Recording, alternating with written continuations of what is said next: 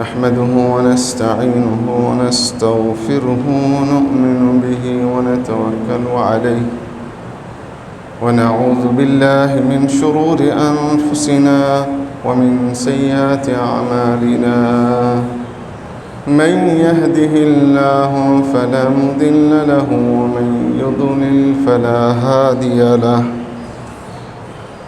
وأشهد أن لا إله إلا الله وحده لا شريك له، وأشهد أن محمدًا عبده ورسوله. يا أيها الذين آمنوا اتقوا الله حق تقاته ولا تموتن إلا وأنتم مسلمون.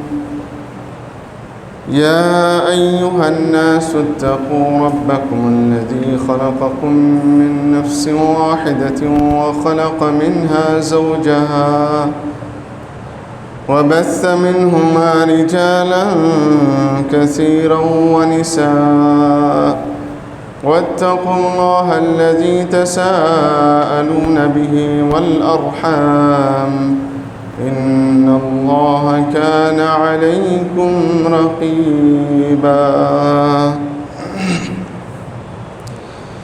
يا أيها الذين آمنوا اتقوا الله وقولوا قولا سديدا يصلح لكم أعمالكم ويغفر لكم ذنوبكم، ومن يطع الله ورسوله فقد فاز فوزا عظيما. أما بعد، فإن خير الحديث كتاب الله، وخير الهدي هدي محمد صلى الله عليه وسلم، وشر الأمور محدثاتها، وكل محدثة بدعة، وكل بدعة ضلالة، وكل ضلالة في النار. أعوذ بالله من الشيطان الرجيم. بسم الله الرحمن الرحيم.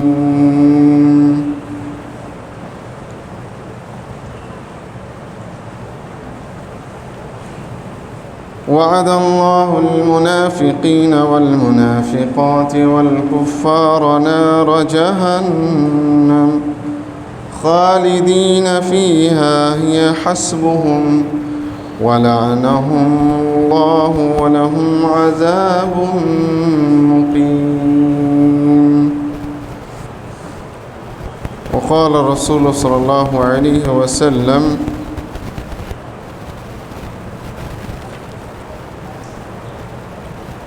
أربع من كن فيه كان منافقا خالصا، ومن كانت فيه خصلة من نفاق كانت فيه خصلة من نفاق حتى يدعها. إذا اؤتمن خان، وإذا حدث كذب، وإذا عاهد غدر، وإذا خاصم فجر। رواه البخاري ومسلم। প্রশংসা আল্লাহ সুবহানাহু ওয়া তাআলার জন্য। দরুদ ও সালাম বর্ষিত হোক প্রিয় নবী, শেষ নবী মুহাম্মদ সাল্লাল্লাহু আলাইহি ওয়াসাল্লামের প্রতি। আল্লাহুম্মা সাল্লি আলাইহি আল্লাহুম্মা বারিক আলাইহি। সম্মানিত হাজিরিন, আজকের সংক্ষিপ্ত জুমার খুতবা হচ্ছে মুমিন এবং মুনাফিকের পরিচয়।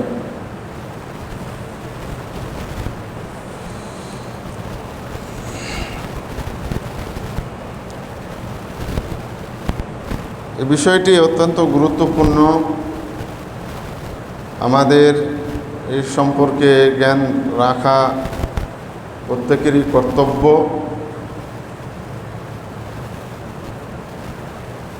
একজন মুমিন কিভাবে হয়, পক্ষান্তরে একজন মুনাফিক কিভাবে হয়, কোরআন এবং হাদিসে এগুলোকে আলোচনা করা হয়েছে। আমরা এ বিষয়ে অনেকেই ধারণা রাখি না, অথবা জানি না, কিন্তু আমাদের ধারণা রাখা উচিত, জানা উচিত যে মুমিন কাকে বলা হয় এবং মুসলিম কাকে বলা হয়, মুহসিন কাকে বলা হয়, আর মুনাফিক কাকে বলা হয়। কারণ এই বিষয়টিকে আল্লাহ সুবহানাহু ওয়া তাআলা খুব গুরুত্ব দিয়ে সূরাতুল বাকারার প্রথম দিকে কিন্তু সুন্দরভাবে উল্লেখ করেছেন। প্রথমে উল্লেখ করেছেন খাঁটি মুমিন কারা, তারপরে খাঁটি কাফের কারা, তারপরে খাঁটি মুনাফিক কারা। এই তিনটি বিষয়কে আল্লাহ রাব্বুল আলামিন সূরা বাকারার প্রথমে কিন্তু উল্লেখ করেছে।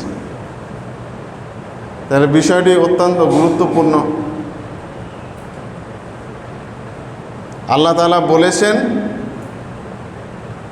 আমাদের কোরআন পড়া উচিত, তাহলে আমরা কোরআন থেকে জানতে পারব। আমরা এই বিষয়টি আলোচনা করা উচিত, তাহলে আমরা বুঝতে পারবো, জানতে পারবো।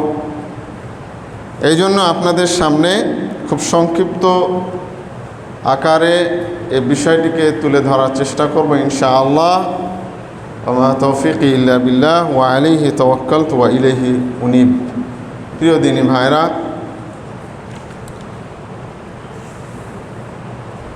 মুসলিম, মুহসিন, মুত্তাকি এ বিষয়গুলো হচ্ছে ইসলামের পরিভাষা, কোরআনের পরিভাষা।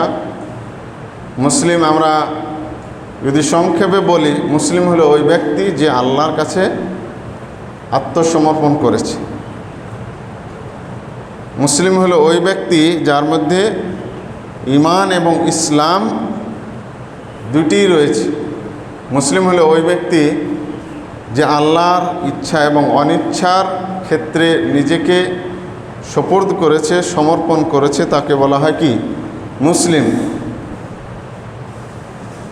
কাউকে ইসলামে প্রবেশ করতে হলে, ঈমানের মধ্যে প্রবেশ করতে হলে তাকে অবশ্যই কি করতে হবে? ইসলাম গ্রহণ করতে হবে, মুসলিম হতে হবে।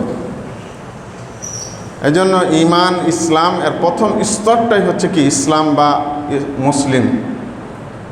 যেমনটা আমরা হাদিসে জিবরিলের মধ্যে দেখতে পাই যে জিবরিল আলাইহিস সালাতু ওয়াস সালাম প্রশ্নোত্তরের মাধ্যমে সাহাবীদের উপস্থিতিতে আল্লাহর নবীর কাছে মানুষের রূপ ধারণ করে এসে প্রশ্নোত্তরের মাধ্যমে গোটা উম্মাকে ইসলাম শিক্ষা দিচ্ছেন, ঈমান শিক্ষা দিচ্ছেন, ইহসানের শিক্ষা দিচ্ছেন।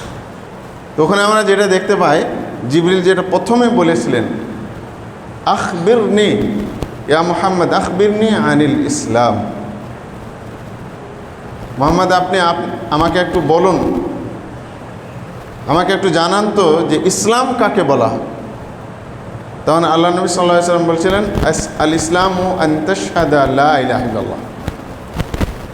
ইসলাম হলো সাক্ষ্য দেওয়া যে আল্লাহ সুবহানাহু ওয়া তাআলা ছাড়া প্রকৃত কোনো মাবুদ নাই এবং নিশ্চয় মুহাম্মদ সাল্লাল্লাহু আলাইহি ওয়াসাল্লাম আল্লাহর রাসূল। ইসলাম হচ্ছে এক নম্বরে এটা। দ্বিতীয় হলো আন তুকিমাস সালাতা ও তুকিমাস সালাতা, তুমি নামাজ কায়েম করো, তাহলে তুমি মুসলিম হতে পারবে। ও তুতিয়া যাকাতা, তুমি যাকাত দিবে, তাহলে মুসলিম হতে পারবে।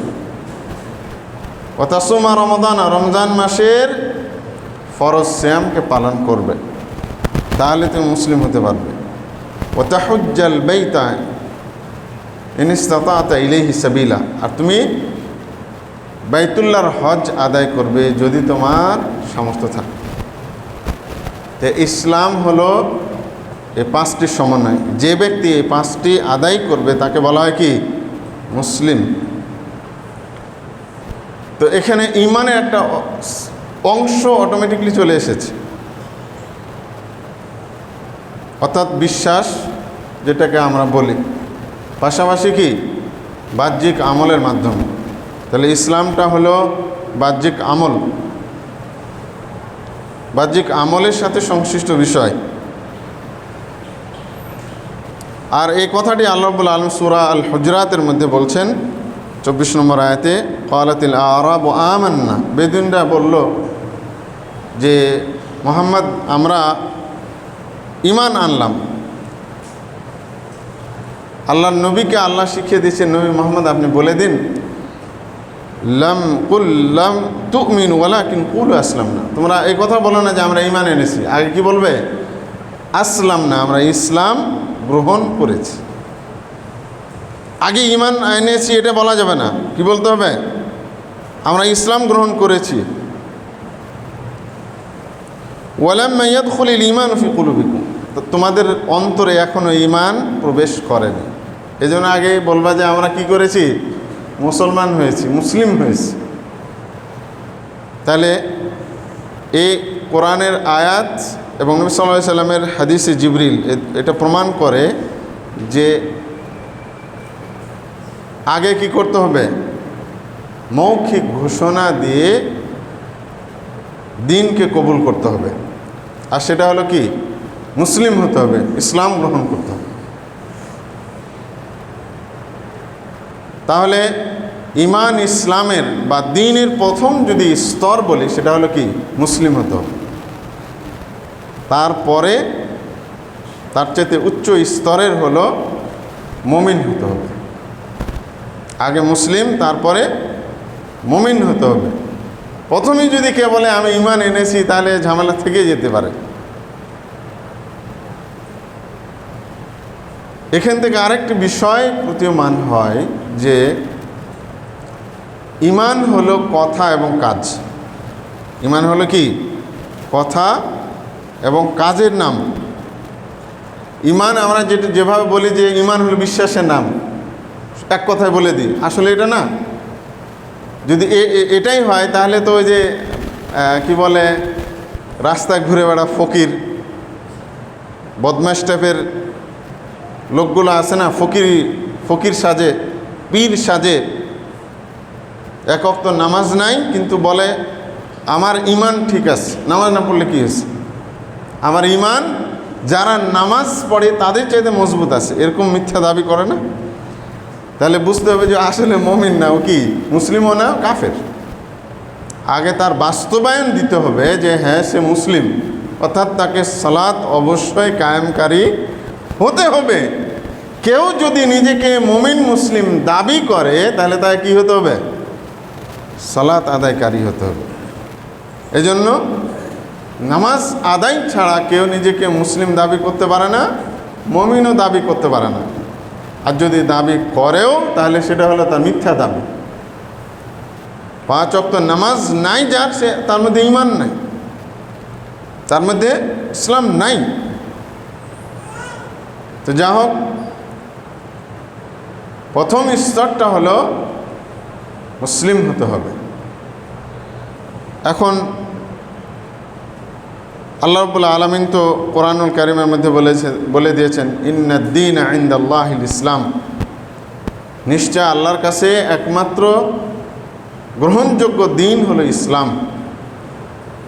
অর্থাৎ ইসলাম কবুল করলে একজন মুসলিম হবে। আল্লাহ তাআলা আরও বলছেন ওয়ালা তামুতুন্না ইল্লা ওয়া আনতুম মুসলিমুন, তোমরা মুসলিম না হয়ে মৃত্যুবরণ করো না, মুসলিম না হয়ে মৃত্যুবরণ করো না।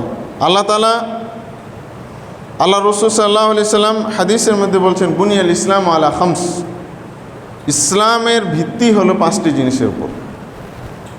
এক, অর্থাৎ মুসলিম হতে হলে 5টি জিনিস তার মধ্যে অবশ্যই থাকতে হবে।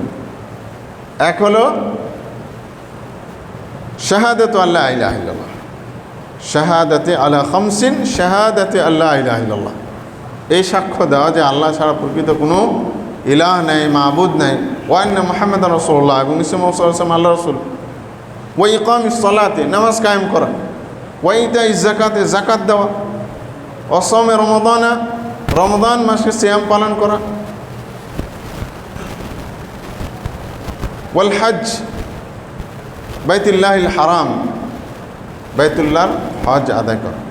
এই পাঁচটির সমন্বয় হচ্ছে ইসলাম। এখন কথা হলো মুসলিম কাকে বলা হয়? আল্লাহ তাআলা বলছেন হুয়া সাম্মাকুমুল মুসলিমিন, তোমাদের নাম আল্লাহ তাআলা রেখেছেন কি? মুসলিম। এখন মুসলিম কাকে বলা হয়? আল মুসলিম মান সালিমাল মুসলিমুনা মিন লিসানিহি, আল্লাহ রসুল বলছেন মুসলিম হলো ওই ব্যক্তি, মান সালিমাল মুসলিমুনা মিন লিসানিহি ওয়া ইয়াদিহি, যার কাছ থেকে নিরাপদ মনে করে, যার জবান থেকে, যার হাত থেকে, যার জবান থেকে অন্যান্য মুসলিমরা নিরাপদ মনে করে, সেই হলো মুসলিম, তাকে বলা হয় মুসলিম। তো এই হলো মুসলিমের বিষয়টা। এখন মুসলিম হলো ওই ব্যক্তি যে নিজের যাবতীয় বিষয়ে আল্লাহ সুবহানাহু ওয়া তাআলার কাছে আত্মসমর্পণ করেছে, তাকে বলা হয় মুসলিম। মুসলিমের স্তরটা হলো এরকম, একজন মুমিন মুসলিম সে আমালে সলেহ করবে। প্রথম কথা হলো যে সে অবশ্যই 5 ওয়াক্ত নামাজি হবে এবং আমালে সলেহ আদায়কারী হবে। 5 ওয়াক্ত সালাতও আমালে সলেহের মধ্যে পড়ে। এর সাথে যত ধরনের সৎকর্ম রয়েছে সব কিছুকে যে ব্যক্তি আদায় করে, পাশাপাশি কখনো ইবলিসের খপ্পরে পড়ে হারাম কাজও করে বসে, পাপ করে বসে, কিন্তু সাথে সাথে আল্লাহর কাছে কি করে? তওবা করে। এই ব্যক্তি হলো কি? মুসলিম। কথাটা বুঝতে পেরেছেন? আমালে সলেহ করবে, পাশাপাশি ইবলিসের কুমন্ত্রণে পড়ে কখনো পাপ করে নিতে পারে, হয়ে যেতে পারে, বড় ধরনের পাপও হয়ে যেতে পারে, কিন্তু সে সাথে সাথে আল্লাহর কাছে কি করবে? তওবা ইস্তেগফার করবে। এ হলো মুসলিম। আচ্ছা, এখন কথা হলো মুমিন কাকে বলা হয়? মুমিন হলো ওই ব্যক্তি যিনি দৃঢ়তার সহিত অন্তর থেকে আল্লাহ সুবহানাহু ওয়া তাআলাকে বিশ্বাস করে।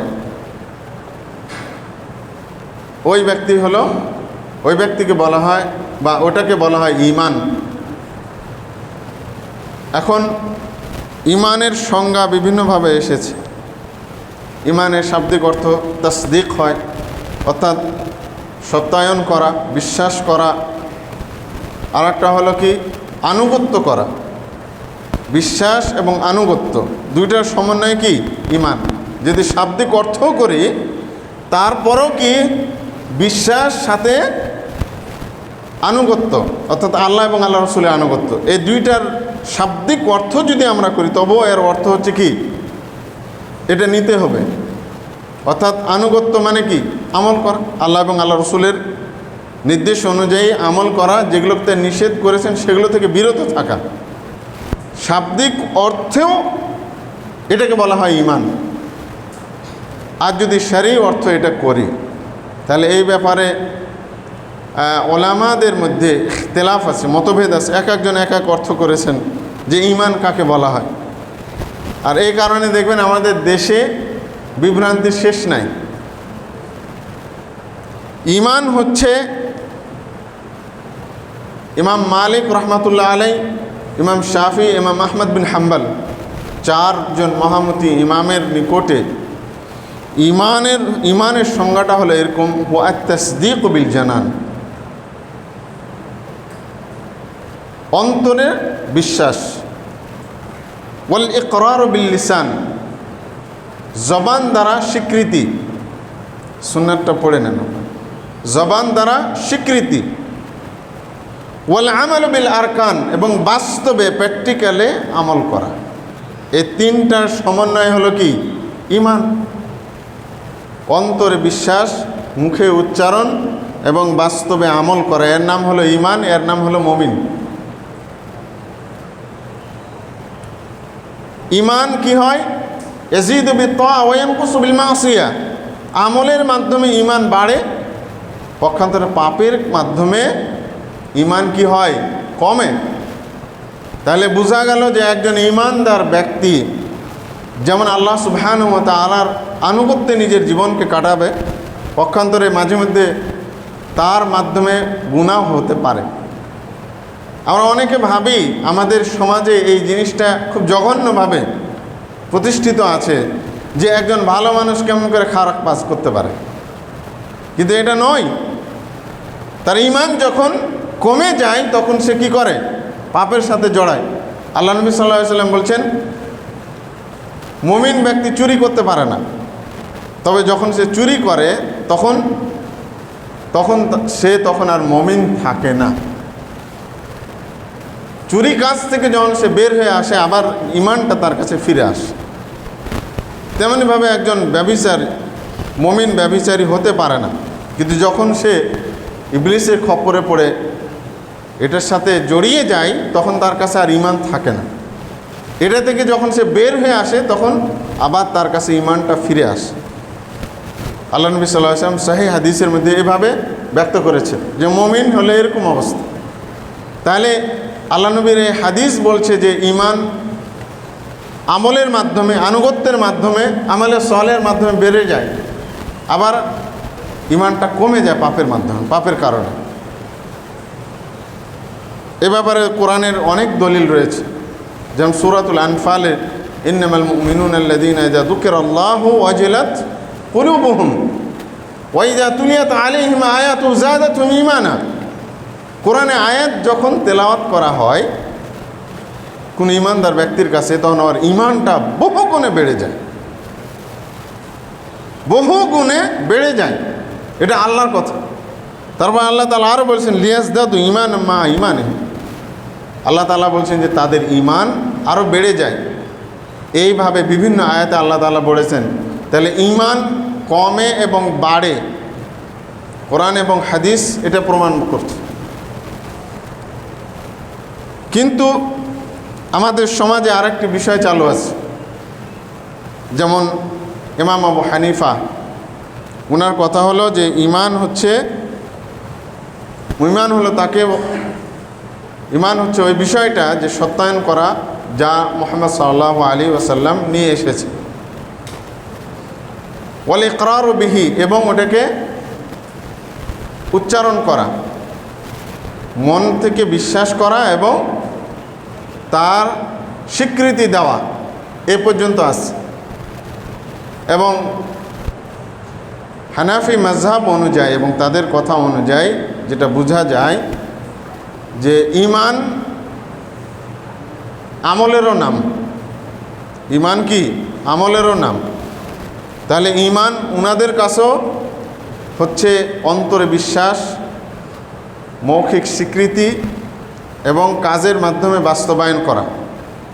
তবে একটা জায়গায় সমস্যা আছে, উনি বলছেন যে ঈমান কমেও না বাড়েও না, কারণ এটা অন্তরের বিষয়, অন্তরে স্থির হয়ে যায়, তখন এটা আর বাড়ারও কোনো প্রশ্ন আসে না, কমারও কোনো প্রশ্ন আসে না। এই হয়েছে ওনাদের মত। তেমনিভাবে মুরজিয়ারা বলে থাকে যে ঈমান হলো শুধুমাত্র অন্তরে বিশ্বাস। একটা বিভ্রান্ত দল রয়েছে মুসলমানদের মাঝে, যদিও ওদের অস্তিত্ব বর্তমানে তেমন খুব একটা পাওয়া যায় না, কিন্তু তারা এটা বলে যে ঈমান হলো শুধু অন্তরের বিশ্বাস। যদি ঈমান যদি অন্তরেরই শুধু বিশ্বাস হয় তাহলে তো ফেরাউন মুসলমান ছিল নাকি? অন্তরে যদি বিশ্বাস হয় তাহলে ফেরাউনও মুমিন মুসলিম ছিল, কিন্তু আসলে কি তাই? পৃথিবীর সবচেয়ে নিকৃষ্ট কাফের যারা, মুশরিক যারা, তার মধ্যে অন্যতম হলো ফেরাউন। অথচ আল্লাহ রাব্বুল আলামিন তার ব্যাপারে স্বীকৃতি দিয়েছে কোরআনের মধ্যে, যে ফেরাউন কি করতো। সূরা নামলের 14 নম্বর আয়াতে ফেরাউন এবং ফেরাউনের বংশধর তারা বলতো যে ওয়াস্তাইকানাতহা আনফুসুহুম যুলমান ওয়া উলুওয়া, তারা বিশ্বাস করতো অন্তর দ্বারা যে আল্লাহ রাব্বুল আলামিন আল্লাহ রাব্বুল আলামিনের ব্যাপারে তারা কি এটা বিশ্বাস ছিল, কিন্তু তারা অধ্যত্ব দেখিয়ে অস্বীকার করত। এটা আল্লাহ তাআলাই বলছেন সূরা নামালের 14 নম্বর আয়াত। এখন যদি বলা হয় যে ঈমান শুধু হলো অন্তরে বিশ্বাস, তাহলে তো ফিরআউন এই কোরআনে আয়াত অনুযায়ী মুমিন মুসলিম হয়ে যাচ্ছে, নাউজুবিল্লাহ, অথচ সে বড় কাফের একদম। তেমনইভাবে আল্লাহ রসুল সাল্লাল্লাহু আলাইহি সাল্লামের চাচা আবু তালেব আল্লাহ রসুল সাল্লাল্লাহু আলাইহি সাল্লামকে সে ছোট্ট বয়স থেকে নিয়ে নবী হওয়া পর্যন্ত এবং নবুয়াতি দাওয়াত অর্থাৎ কোরআন হাদিসকে প্রচার করা পর্যন্ত তিনি জীবিত ছিলেন এবং আল্লাহ রসুল সাল্লাল্লাহু আলাইহি সাল্লামকে সব সময় আগলে রাখতেন। মক্কার আবু জাহাল, আবু লাহাব, উতবা, শাইবা যখন আল্লাহ রসুল সাল্লাল্লাহু আলাইহি সাল্লামকে চোখ রাঙানি দিত, নির্যাতনের ভয় দেখাতো, নবুয়াতি প্রচার করা থেকে বিরত থাকার জন্য কড়া ভাষায় বলতো, তখন যে সব সময় পিছন থেকে এবং সামনে থেকে সব সময় আল্লাহ রসুল সাল্লাল্লাহু আলাইহি সাল্লামকে শক্তি জুগিয়েছিল, সাপোর্ট দিয়েছিল, তিনি ছিলেন কে? আল্লাহ রসুলের প্রিয় চাচা আবু তালেব। মরার সময় আল্লাহ রসুল সাল্লাল্লাহু আলাইহি সাল্লাম যখন তার জানটা যাওয়া আসা করছে, আল্লাহ রসুল বলছেন যে চাচা আপনি একবার বলেন, একবার শুধু আপনি বলেন লা ইলাহা ইল্লাল্লাহ, আপনি এই কথাটা উচ্চারণ করেন, তাহলে আমি আল্লাহর কাছে আপনার জন্য যা কিছু করা আমি সবই করব, খালি আপনি এটা একটু বলেন না। কিন্তু পাশেই ছিল আবু জাহাল, উতবা, শাইবা, এরা বলছিল এই আবু তালেব আপনি মরার সময় কাফের হয়ে মরবেন। দেখছেন, মানে তাকে লা ইলাহা ইল্লাল্লাহ উচ্চারণ করতে দিবে না। শেষমেশ আবু তালেব কালেমাতুশ শাহাদা লা ইলাহা ইল্লাল্লাহ উচ্চারণ না করেই কিন্তু মারা গেছে। কিন্তু সে জানতো যে তার ভাতিজা মুহাম্মদ সাল্লাল্লাহু আলাইহি সাল্লাম যা করছে, যা বলছে, পৃথিবীর মাঝে সবচেয়ে সত্য জিনিস, সবচাইতে ভালো জিনিস, সবচাইতে কল্যাণের জিনিস। আর এই কারণে ভাতিজাকে সবসময় সাপোর্ট দিয়ে গেছে। কিন্তু শেষ মুহূর্ত পর্যন্ত সে কালেমাতুশ শাহাদা লা ইলাহা ইল্লাল্লাহ অন্তরে বিশ্বাস থাকলেও মুখ দিয়ে উচ্চারণ না করার কারণে কি হয়েছে? কাফের হয়েই মারা গেছে।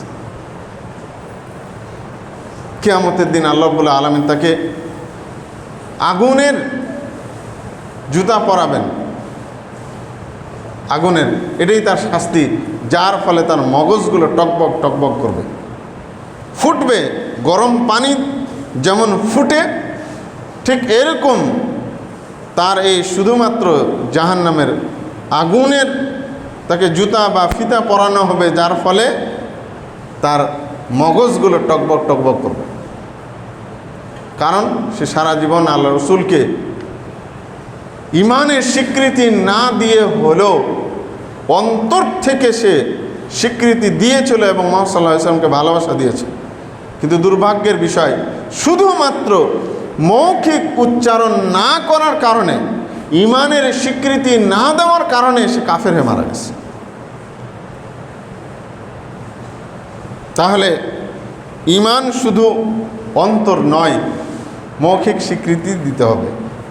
আবার আরেক শ্রেণীর রয়েছে গুমরাহ দল, কাররামিয়ারা, এরা বলে যে ইমান হলো শুধুমাত্র মৌখিক স্বীকৃতি, মুখে উচ্চারণ করলেই ইমানদার হয়ে গেল।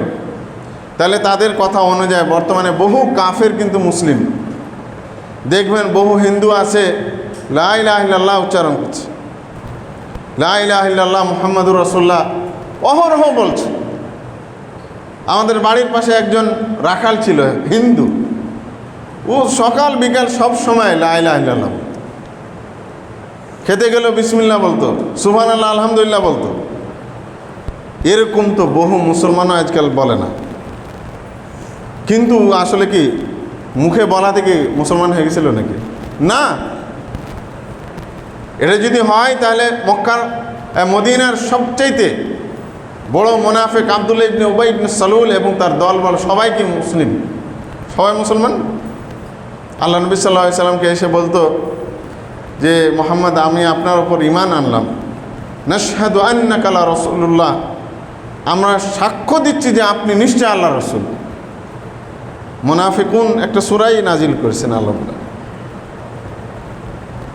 কিন্তু আল্লাহ রাব্বুল আলামিন ঘোষণা করেছেন এরা কি ঈমানদার নয়, মুসলিম নয়। কারণ তারা অন্তর থেকে নবী মুহাম্মদ সাল্লাল্লাহু আলাইহি সাল্লামকে বিশ্বাস করতো না, অথবা বিশ্বাস করলেও কিছু কিছু ক্ষেত্রে বিশ্বাস করতো না। এরকম মুনাফিক মুসলমানদের মধ্যে বেশি আছে না কম আছে? ওহো,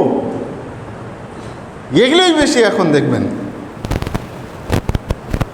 এরা শুধুমাত্র দেখা যায় যে মনের কি বলে মৌখিকভাবে ইসলামের ঘোষণা দেয়, কিন্তু বাস্তবে নাই, কাজেও নাই, কাজকর্মে তো পাওয়াই যাবে না সে মুসলিম, অথচ নিজেকে সে মুসলিম দাবি করছে। এরকম মুনাফিকের অভাব নেই প্রিয় দিনী ভাইরা। তো ঈমান হচ্ছে কি তিনটির সমন্বয়।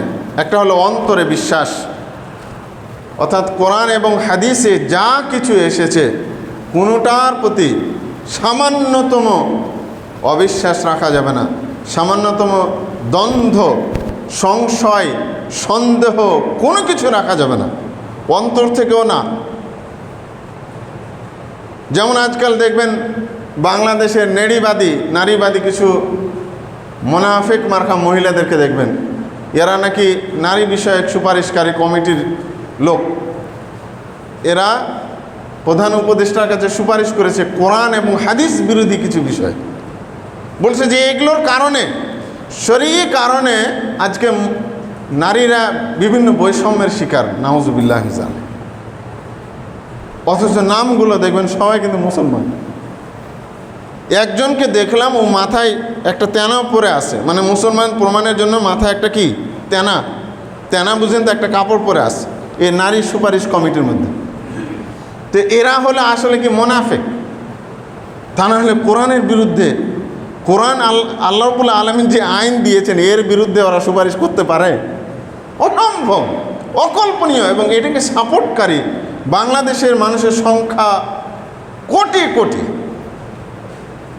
বাংলাদেশে এদের সংখ্যা কি কোটি কোটি, এগুলো সুপারিশকারী, এ কোরআন এবং হাদিস বিরোধী কথাবার্তায় সাপোর্টকারী। হিজাবকে নিয়ে, মানে পর্দা এবং হিজাবকে টিটকারি করে, যে এটা তো নারীদেরকে ঘরবন্দি করে দিচ্ছে, ঘরের মধ্যে বন্দি করে দিচ্ছে, এরকম আইন মানা যাবে না, এটা বৈষম্য।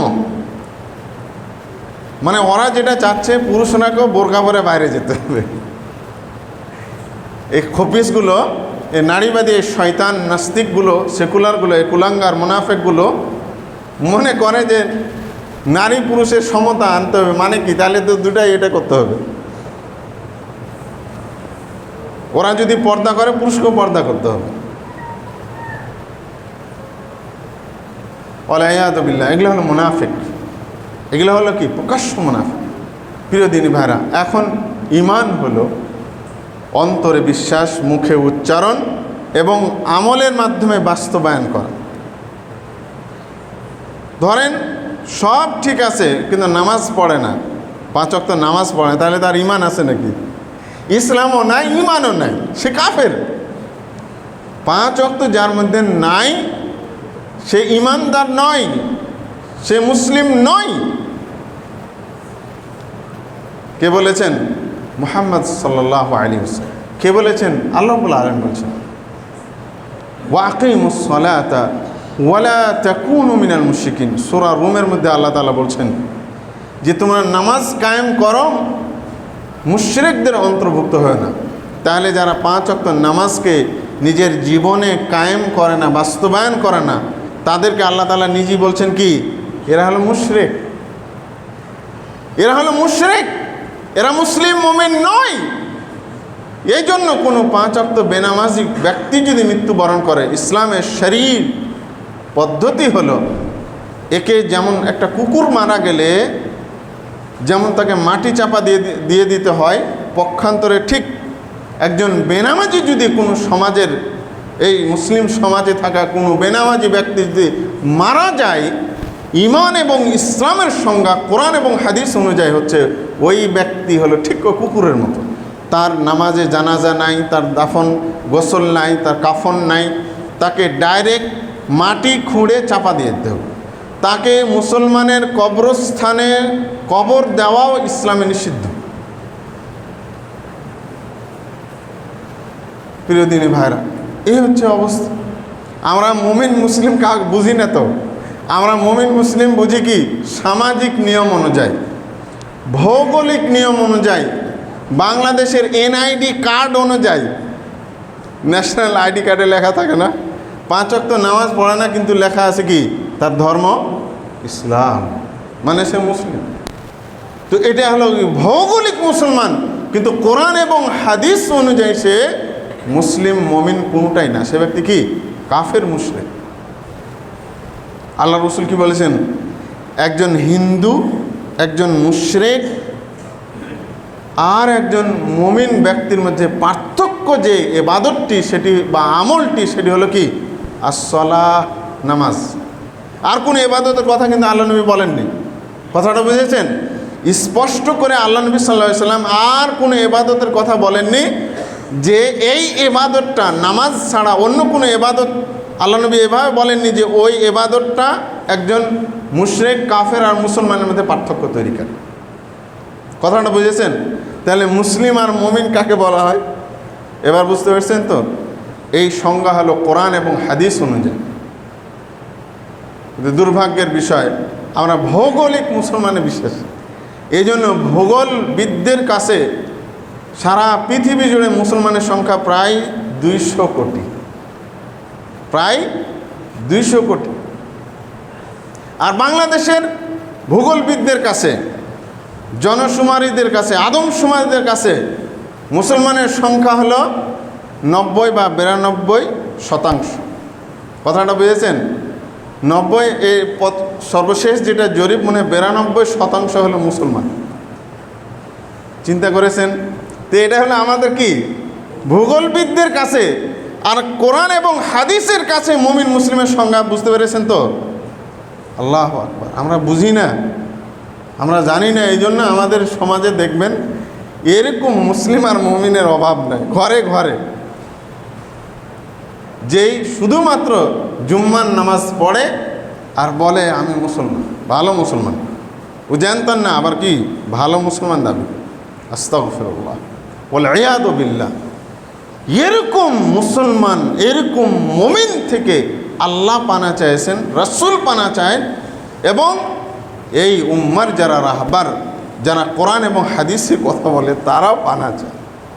এরকম মুসলমানের দরকার দিয়ে হবে না। এরকম মুসলমান কি বর্তমানে 600 কোটি, তাহলে অমুসলিম সারা দুনিয়া জুড়ে দেখি। 600 কোটি যদি মুসলমান হয় আর 200 কোটি কাফের হয়, তবুও এই মুসলিম জাতি অমুসলিমদের বিরুদ্ধে বিজয় হতে পারবে না। কথাটা বুঝেছেন? আজকে আমরা মায়ের খাচ্ছি বার্মায়, আরাকানে, আমরা মায়ের খাচ্ছি ইন্ডিয়াতে, আমরা মায়ের খাচ্ছি ফিলিস্তিনে, আমরা মায়ের খাচ্ছি সারা বিশ্ব জুড়ে। এটা কি সংখ্যার জন্য? বলেন, এটা সংখ্যার জন্য নাকি? সংখ্যার জন্য না, এটা ইমানের সাথে সম্পর্ক। মুসলমানদের বিজয়, মুসলমানদের সাহায্য আল্লাহর পক্ষ থেকে, এটা শর্তই হলো প্রকৃত ইমানদার হতে হবে। আল্লাহ তাআলা কি বলছেন? গ্যারেন্টি যুক্ত কথা বলছেন, গ্যারেন্টি দিচ্ছেন মুমিন জাতিকে। কি বলছেন? ওয়ালা তাহিনু ওয়ালা তাহজানু ওয়া আনতুমুল আ'লাউনা ইন কুনতুম মুমিনিন।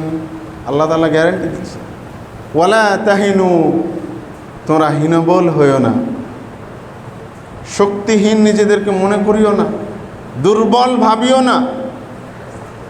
ওয়ালা তাহজানু, তোমরা চিন্তিত হইও না। আমরা এখন চিন্তিত না,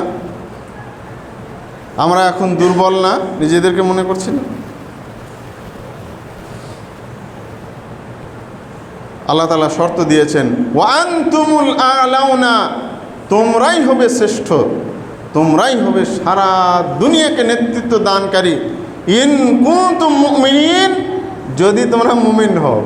আল্লাহ তো শর্ত দিয়ে দিয়েছে, যদি তোমরা প্রকৃত ঈমানদার হও, মুমিন হও, আল্লাহ বলছেন যে আমি গ্যারান্টি দিচ্ছি যে তোমরাই হবে সর্বশ্রেষ্ঠ, তোমরাই হবে সারা বিশ্বকে নেতৃত্ব দানকারী জাতি।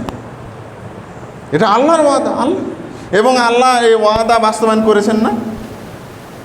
আল্লাহ তো ওয়াদা বাস্তবায়ন করছেন না। মাত্র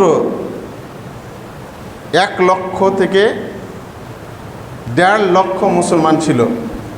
আল্লাহ নবী যখন এই দুনিয়া থেকে চলে গেলেন, মাত্র 1.5 লক্ষ মুসলমান, সারা দুনিয়া কাফের, সারা দুনিয়ার মানুষ কাফের, শুধু মক্কা এবং মদিনা কেন্দ্রিক 1.5 লক্ষ মুসলমান, 1.5 লক্ষ মুসলমান। যদি এটা সংখ্যা করেন, ধরেন ওই সময় হয়তো 2 কোটি মানুষ, বা ধরেন সারা দুনিয়া জুড়ে 50 কোটি মানুষ, সাপোজ ধরেন 50 কোটি মানুষ সারা দুনিয়া জুড়ে, মানুষের সংখ্যা তখন কম ছিল। যদি আপনি এই 1.5 লক্ষকে 50 কোটি থেকে বাদ দেন, থাকলো কত? 48 কোটি, ধরেন 48.5 কোটি কাফের, আর মাত্র 1.5 লক্ষ মুসলমান। 30,000 কিলোমিটার দূর থেকে কাফেররা খালি মুসলমানের ভয়ে থরথর করে কাঁপত। ওমর বিন খাত্তাব রাদিয়াল্লাহু আনহু, ইতিহাস পড়েন, দেখেন, বাস্তব এই ইতিহাসগুলো দেখবেন খ্রিস্টানরা বেশিরভাগ লিখেছে, ইসলামিক ইতিহাসবিদরাও লিখেছে। তবে দেখবেন অমুসলিম বহু ইতিহাসবিদ এই ইতিহাসগুলো রচনা করেছে। ওমর রাদিয়াল্লাহু আনহু শাসন ব্যবস্থা, তাকে দেখার জন্য ওই যুগের পরাশক্তি ছিল 2টা। একটা ছিল কে? রোমান সাম্রাজ্য, আর একটা ছিল পারস্য সাম্রাজ্য, পরাশক্তি। বর্তমানে রাশিয়া এবং আমেরিকা, আল্লাহ নবী এবং সাহাবীদের যুগে এই 2টা পরাশক্তি ছিল। রোমান সাম্রাজ্য, যেটা ইটালি কেন্দ্রিক, এখনও রোম ইটালির রাজধানী, যাদের সাম্রাজ্য বিস্তৃত ছিল কি পর্যন্ত? ফিলিস্তিন পর্যন্ত। আর একটা ছিল পারস্যিক সাম্রাজ্য, যেটা ছিল ইরান কেন্দ্রিক, পারস্য সাম্রাজ্য। এই পরাশক্তি 2টা ছিল। ওমর বিন খাত্তাব রাদিয়াল্লাহু আনহু আবু উবাইদা বিন জাররাহ রাদিয়াল্লাহু আনহুকে সেনাবাহিনীর নেতৃত্ব দিয়ে প্রধান বানিয়ে রোম সাম্রাজ্যের বিরুদ্ধে অভিযানে প্রেরণ করলেন, সিরিয়াতে, ফিলিস্তিনে। বর্তমান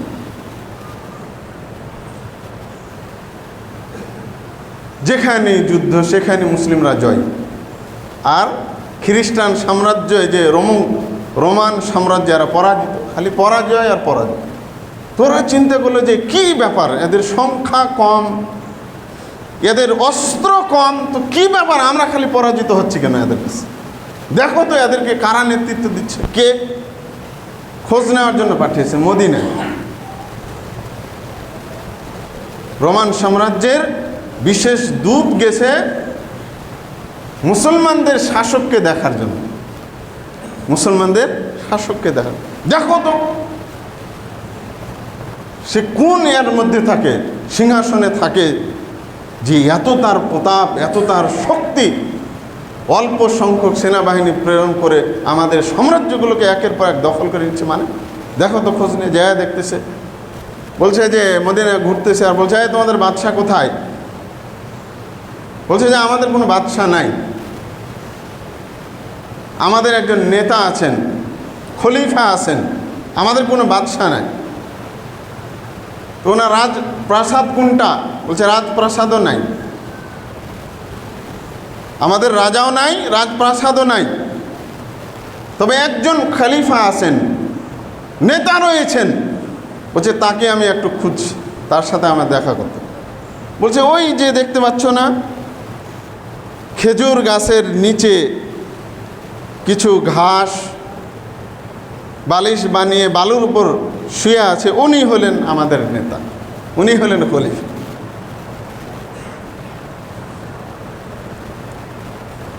বলছে তাই নাকি? সে এই অবস্থা দেখে সাথে সাথে মুসলমান হয়ে যায়। মুসলমানদের এরকম প্রতাপ এবং ক্ষমতা, এবং সে সাথে সাথে বলেছিল যে ওমর, তুমি সবাইকে নিরাপত্তা দিয়েছ, বিধায় তুমি নিজে নিরাপদ অনুভব করো। কত আরামে তুমি, তোমার নাই কোনো বডিগার্ড, কোনো সিকিউরিটি ফোর্স, কেউ নাই, অথচ তুমি একাকী একটা গাছের নিচে তুমি এভাবে ঘুমিয়ে আছো। তুমি মানুষকে নিরাপদে রেখেছো, বিধায় তুমি নিরাপদে আছো। আর আমাদের বাদশারা, তাদের কত আলিশান প্রাসাদ, তাদের সিংহাসন কত জাঁকজমকপূর্ণ, তাদের সিকিউরিটি গার্ড কতটা কড়াকড়ি, আর তুমি তবুও তারা নিজেদেরকে অনিরাপদ মনে করে, কারণ তারা তাদের সাম্রাজ্যের মানুষকে নিরাপত্তা দিতে পারে। সে সাথে সাথে দেখে মুসলমান। এই ছিল মুসলমানদের ক্ষমতা, দাপট।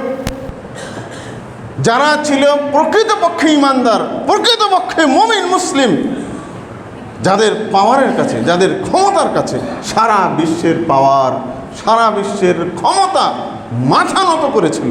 আর আজকে আমরা কি 200 কোটি কিছুই মনে করে না, গরু ছাগলের মতো মারতেছে। গরু ছাগল আছে না, গরু ছাগলকে তো মারলো একটু ভাবে, গরুকে যদি মারি তাহলে মুদির দল খেপবে, কারণ গরুকে তারা মা বলে, গরুর তারা মূত্র খায়।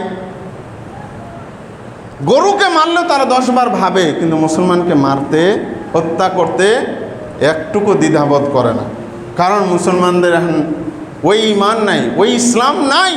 যেই ঈমান, যেই ইসলাম কোরআন এবং হাদিস অনুযায়ী, ওই ঈমান ইসলাম এখন আমাদের মাঝে নাই। বিধায় অবস্থা, বিধায় আমাদের এই দুর্গতি। প্রিয় দিনী ভাইরা, আসুন প্রকৃত মুসলিম মুমিন আমরা হওয়ার চেষ্টা করি।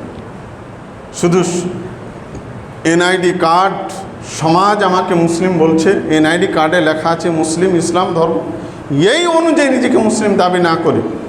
প্রকৃতপক্ষে আল্লাহ সুবহানাহু ওয়া তাআলার যাবতীয় বিধিবিধানকে অন্তরে বিশ্বাস, মুখে স্বীকৃতি এবং আমলে সলে, বাস্তবে আমলের মাধ্যমে প্রমাণ করতে হবে যে আপনি আসলে ইমানদার, আসলে আপনি ইসলাম কবুল করেছেন, আসলে আপনি মুসলিম।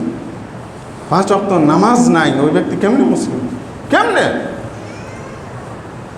প্রিয় দিনী ভাইরা, এই হলো আজকের আপনাদের সংক্ষিপ্ত জুমার টাইমটা। আমি এটাই বলতে চাইলাম, কোরআন এবং হাদিস অনুযায়ী মুসলিম এবং মুমিন কাকে বলে এটা একটু তুলে ধরার চেষ্টা করলাম। আল্লাহ আমাদের সকলকে প্রকৃত ঈমান বুঝার, সে অনুযায়ী মুমিন হওয়ার তৌফিক দান, কোরআন এবং হাদিস অনুযায়ী ইসলাম বুঝার এবং সে অনুযায়ী মুসলিম হওয়ার তৌফিক দান করুন। আল্লাহুম্মা আমিন। আস্তাগফিরুল্লাহ লি ওয়া লাকুম ওয়া লিসাইরিল মুসলিমিন, ইন্নাহু তাআলা হুয়াল গফুরুর রহিম।